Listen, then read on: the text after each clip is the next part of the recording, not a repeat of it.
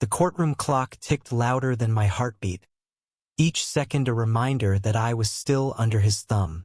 Ethan Moore stood in the witness box, 28 years old, his hands trembling as he faced the man who'd shaped his life into a gilded cage for 3 years. Damian Cross, the lawyer whose charm was as sharp as his cruelty. By the time Ethan realized love wasn't supposed to feel like a contract, it was too late. New York City buzzed outside the courthouse windows, indifferent to Ethan's unraveling. He'd grown up in Harlem, the son of a jazz musician and a schoolteacher, his life a patchwork of dreams stitched together with resilience. At 25, he'd been a barista with a knack for poetry, scribbling verses on napkins between coffee orders. That's when Damian, 42, swept into his world. A white man in a tailored suit, with piercing blue eyes and a smile that promised the world. Ethan thought he'd found a muse. Instead, he'd found a manipulator. Damian was a partner at Sterling & Cross, a law firm that glittered atop Manhattan's skyline. He'd spotted Ethan at a Greenwich Village cafe, drawn to his warmth, his unguarded laugh. "You're meant for more than this," Damian had said, handing Ethan his card. What followed was a whirlwind. Dinners at rooftop restaurants, weekends in the Hamptons, and promises of a future where Ethan could write poetry without worrying about rent. But every gift came with strings, and Damian was a master puppeteer. By the first month, Ethan had moved into Damian's Upper East Side penthouse, a glass fortress overlooking the city. It felt like a fairy tale, but fairy tales don't have non-disclosure agreements. Damian's affection was meticulous, calculated, lavish dates followed by subtle demands. "You don't need that job," he'd say, waving away Ethan's shifts at the cafe. "Focus on your poetry. I'll take care of you." Ethan, naive and smitten, didn't see the cage forming. The control crept in slowly. Damian critiqued Ethan's poems, then rewrote them, claiming they needed polish. He chose Ethan's clothes, his friends, his schedule. "I know what's best," he'd say, his voice smooth as silk but heavy as iron. Ethan's world shrank to the penthouse, his old friends replaced by Damian's elite circle. People who saw Ethan as Damian's project, not his partner. By the second year, Ethan barely recognized himself. His poems, once raw and soulful, now echoed Damian's polished cadence. The breaking point came at a gala in Soho, where Damian introduced Ethan as "my poet," a possession rather than a person. Ethan, dressed in a suit Damian had chosen, felt like a prop. He excused himself to the balcony, staring at the city lights, when he met Riley Alvarez, a 30-year-old non-binary photographer with a camera slung over their shoulder and a spark in their dark eyes. Riley was everything Damian wasn't: open, unfiltered, alive. They talked for hours, sharing stories of their lives. Riley's childhood in Miami, their love for capturing raw human moments, and Ethan's fading dream of poetry. "You don't seem happy," Riley said, their voice soft but piercing. Ethan froze. No one had dared say it aloud. That night, Riley gave Ethan their card, scribbled with a simple note: "You're enough." For the first time in years, Ethan felt seen. Ethan clutched Riley's card like a lifeline, hiding it in his journal where Damian wouldn't look. Back at the penthouse, Damian's mood soured. "Who was that at the gala?" he demanded, his eyes narrowing. Ethan lied, mumbling about a random guest, but Damian's suspicion lingered like a storm cloud. He began monitoring Ethan's phone, questioning every call, every text. Ethan felt the walls closing in, but Riley's words, "You're enough," echoed in his mind, a quiet rebellion. Riley and Ethan started meeting in secret, stealing moments in crowded cafes or quiet corners of Central Park. Riley's energy was infectious, their laughter a reminder of who Ethan used to be. They'd sprawl on the grass, Riley snapping photos of Ethan as he read his old poems aloud, the ones Damien hadn't touched. "These are you," Riley said, holding up a photo of Ethan mid-laugh, his face unguarded. For the first time in years, Ethan felt like he could breathe. But Damien's control tightened. He insisted Ethan attend every firm event, parading him as a trophy while dismissing his dreams.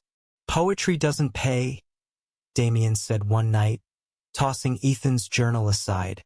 "You need to focus on what I've built for us." Ethan's stomach churned. He wasn't a partner in Damien's world. He was an accessory.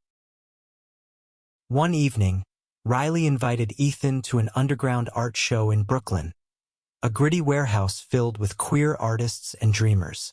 Ethan went, telling Damien he was visiting his mother. The lie felt like freedom. At the show, Riley introduced Ethan to their friends, a diverse crew of creators who welcomed him without judgment. Ethan read a poem, his voice shaking but raw, and the crowd erupted in applause. Riley's eyes shone with pride. "That's the real you," they whispered. The euphoria didn't last. Damien found out. He'd hired someone to follow Ethan, a fact he revealed with chilling calm over dinner. "You think you can lie to me?" he said, his voice low, dangerous. He slid Ethan's journal across the table, pages torn. "This stops now." Ethan's heart pounded. He saw the truth. Damien didn't love him. He owned him. Ethan moved out the next day, crashing on Riley's couch in their small Bushwick apartment.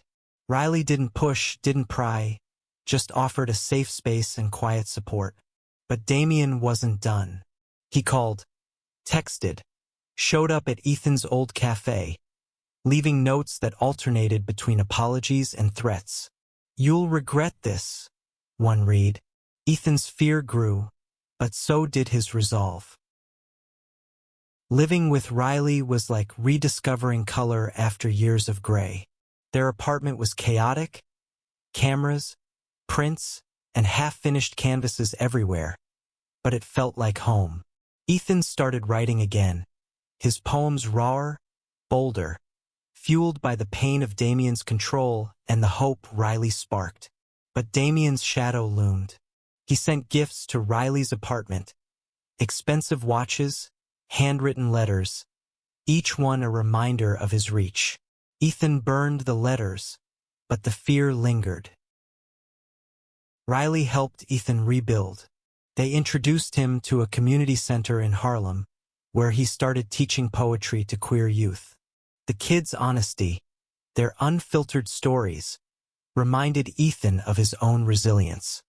He began to dream again, not of Damien's world, but of one he could build himself. Riley was there every step, their bond growing through late-night talks and shared silences. One night, under the glow of string lights in Central Park, Riley kissed Ethan. It was soft, real, nothing like Damien's calculated affection. Ethan felt alive. But Damien's obsession escalated. He sued Ethan for breach of contract, claiming Ethan owed him for the years he'd invested in him. The lawsuit was absurd, but Damien's power made it real. Ethan, broke and terrified, couldn't afford a lawyer. Riley connected him with a pro bono attorney, a fierce black woman named Aisha who saw through Damien's tactics. "He's a bully," Aisha said. "We'll fight him." The courtroom became Ethan's battleground. Damien sat across from him, polished and untouchable, his lawyers spinning a narrative of Ethan as ungrateful, unstable. Ethan's voice shook as he testified, recounting the years of control, the rewritten poems, the isolated life, the constant surveillance. Aisha fought hard, but Damien's influence ran deep. The judge, a friend of Damien's firm, seemed swayed by his charm. Riley was Ethan's anchor. They sat in the courtroom daily, their presence a quiet strength. One night, after a brutal day of testimony, Riley took Ethan to a rooftop in Brooklyn. "You're not his anymore," they said, handing him a photo they'd taken of him reading poetry, his face alight with passion. Ethan cried, not from fear, but from the realization that he was finally fighting for himself. The trial stretched on, each day a test of Ethan's courage. Damien's lawyers painted him as a gold digger, twisting his love for poetry into a scheme for Damien's money. Ethan's truth felt fragile against their lies, but Aisha was relentless, digging up evidence of Damien's pattern of control. Other partners, other lives he'd shaped and discarded. The courtroom gasped when Aisha presented a recorded voicemail from Damien. His voice cold, "You'll never be anything without me." Public opinion shifted. Ethan's story spread online, hashtags like Break the Cage trending on X. Strangers sent messages of support, sharing their own stories of escaping control. Ethan felt less alone, but the fear remained. Damien's eyes burned into him from across the courtroom, a promise of retribution. Ethan clutched Riley's hand under the table, grounding himself in their warmth. Outside the courtroom, Ethan and Riley's relationship deepened. They moved into a tiny apartment in Harlem, a space they made their own with secondhand furniture and Riley's photos on the walls. Ethan's poetry flourished, his words now a weapon against the past. He published a chapbook, Unbound, dedicating it to Riley and the kids at the community center. The launch event was small but electric, filled with queer artists and supporters who saw Ethan as a survivor, not a victim. But Damien's reach extended beyond the courtroom. Ethan's mother received anonymous threats, and Riley's photography studio was vandalized. Ethan wanted to run, to hide, but Riley refused. "We fight together," they said, their voice steady. They hired a private investigator, who uncovered Damien's ties to the vandalism. The evidence was enough to file a restraining order, but Ethan knew Damien wouldn't stop. The trial's climax came when Ethan took the stand one last time. He spoke not to the judge, but to Damien, his voice steady. "You thought you owned me, but you never did." The courtroom fell silent. Even Damien's composure cracked, his eyes flickering with something like fear. Ethan felt a weight lift, not because he'd won, but because he'd spoken his truth. The judge ruled in Ethan's favor, dismissing Damien's lawsuit and granting the restraining order. It wasn't a perfect victory. Damien walked free, his wealth and connections untouched, but it was enough. Ethan left the courthouse hand in hand with Riley, the weight of 3 years falling away with each step. The city felt different now, not a cage but a canvas of possibilities. Ethan and Riley built a life together, not without struggle. Ethan's poetry gained a following, his readings packing small venues across the city. Riley's photography captured their journey. Moments of joy, resilience, and love. They became advocates, speaking at community events about escaping abusive relationships and reclaiming identity. Ethan's mother, proud and fierce, hosted their first joint art show in Harlem, where Ethan read poems and Riley displayed photos, their stories interwoven. But Damien's shadow lingered. Ethan heard rumors of him moving to London, still wielding power, still untouchable. Every unfamiliar face in a crowd made Ethan's heart race, a reminder of the control he'd escaped. He and Riley took precautions, new phone numbers, private social media, but the fear never fully faded. "I just pray we never meet again," Ethan told Riley one night, his voice barely a whisper. Riley held him close, promising they'd face whatever came together.